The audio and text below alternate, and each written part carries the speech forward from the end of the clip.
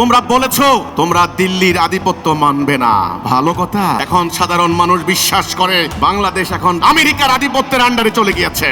তা না হলে নির্বাচনের 2 দিন আগে এত গোপনে গোপনে জনগণকে না জানিয়ে আমেরিকার সাথে এই চুক্তির মানে কি, এই চুক্তির উদ্দেশ্য কি, লক্ষ্য কি, চুক্তির সুবিধা কি, অসুবিধা কি পার্লামেন্টে আলোচনা হয় নাই, জনগণ জানে না, মিডিয়ার মাধ্যমে আলোচিত হয় নাই। আপনারা বলেন টেকনিক্যাল কারণে জানানো হবে না।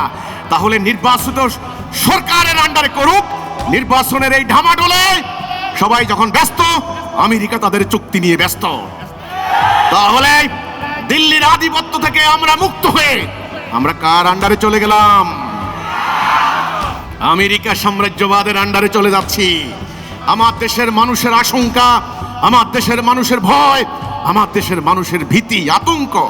আপনি বলতে পারেন তোমরা খামোখা ভয় করছো না, আমরা খামোখা ভয় করি না। কিছু কিছু প্রাণী আছে তাদের ডাক শুনলে এমনি হৃদয়ে ভয় লাগে।